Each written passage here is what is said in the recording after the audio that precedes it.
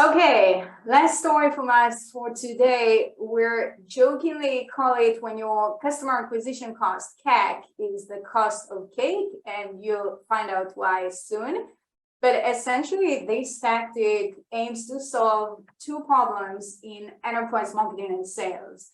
And it's really two rolled into one. And the problem is a really long sales cycle. So sometimes your buyer just isn't ready because maybe they just bought from a competitor, or maybe their budget cycle just ended, and you need to wait a year and keep them warm and engaged and just to remember you throughout this time. Or maybe you're already talking to them in an active sales conversation, but because of their internal processes, it's going to take a year to convert them now. So how do you keep them warm, engaged, top of mind, with positive, happy feelings about your company and your product throughout this long period of time? And the answer is very simple. It's something we call the reader, and it's a special type of newsletter or an email marketing campaign, which literally every single one of you can start doing today.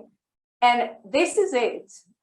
You can see an example here. This is again from Kiwi. At Kiwi, we used to call this the Friday reader. We would send it every week on Friday. It's actually still been going on. I think it's close to 4 years now. And it's basically a collection of interesting articles curated from the web, from great publications, from Kiwi's own content, summarized into a concise email, and every once in a while also with a short and sweet sales blog promoting Kiwi and its offerings, but not always, and always very short, with a ton of educational, informative, relevant, timely content, lovingly curated from around the web. And let's start with the results again. And I want to share with you some of the responses that I had received throughout the years to these weekly emails. Hi, Nata, my colleague Melissa forwarded your email over to me. So just take a note here. Someone forwards an email marketing campaign, like she forwarded an advertising, basically. That does not typically happen, and it's really awesome. I manage newsletters for Vox Media, which is like a huge US publisher, and I'd love to hear more about Kiwi. So she got my email campaign, and now she wants to learn more about the product. This is like the holy grail. This is exactly what they want happening, and it happened. Great job with this newsletter, one of the few I open and read. I really appreciate these notes, Neta. They're well written and interesting and way different. So pretty heartwarming responses. I'll share just one more. So we would add new cold leads to this email program as we were building our database, like Lauren was describing earlier, and we would send them a soft opt-in email saying, oh, we have this really cool email program that we send out to senior leaders, and we want to add you to it because you're a senior leader. And this time, this guy, Steve, replied and said, hi, Neta, sure, thanks. So he's thanking me for cold emailing him. Like, that's pretty amazing. Nicole sends them over pretty regularly as forwards as well. So Nicole and his team is forwarding my cold emails. Like that, let me show you, typically does not happen when you cold email people. And with this kind of email, it happened pretty regularly. And in terms of quantitative results, so this has been going strong for over 3 years now.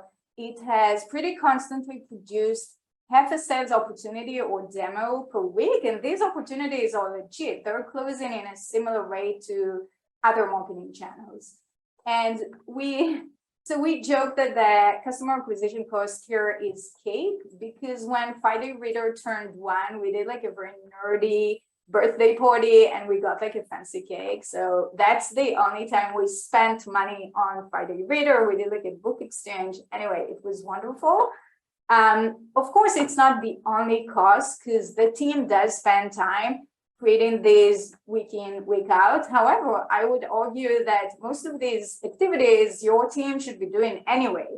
Reading material, doing research, curating, writing up short synopses and sending them out. So the incremental time investment here is pretty minimal, especially compared to some of the other channels. And just so that you don't think, oh, this is like a QA special, here's a second example, exact same playbook, completely different company. Astrolabe is a healthcare startup. Back when they started implementing this was the entire company. So Elad, the technical Israeli CEO, and Heather, the COO, and they made it happen. So they launched their Astrolabe bi-weekly, every 2 weeks, text-based. Elad did the content research and curation. Heather set it up in MailChimp. And let me share with you a response Elad received. So, hi Elad, I am on your mailing list. The reason I'm reaching out is to tell you how impressed I am with your marketing efforts. Your emails are beyond excellent. And I think most marketing organizations could do well to follow your blueprint. Kudos to you, sir. So when Elad forwarded me this email, I was like, Elad, this is the kind of emails you should forward to your mom. I mean, it's that incredible. And in terms of numbers, so Elad was able to grow their email database really quickly. He got really solid open rates, and pretty soon after he launched this program, he got 2 sales opportunities directly from the newsletter. So awesome results, minimal investment. Last story, completely different company, Open Legacy, Israeli global scale up in the space of digital transformation. This is their reader, and this is from the sales team. Here's a lead that came in this morning. They initially found us back in 2019. They received the newsletter in March and again in April, and it appears there is urgency in their product now. So he reached out for a demo. Had we not turned on the newsletter, we would most certainly have lost out on the opportunity. So this works, folks. And I really beg each and every one of you to think about how you can start implementing something similar at your company, even with a minimal email marketing database that you have now.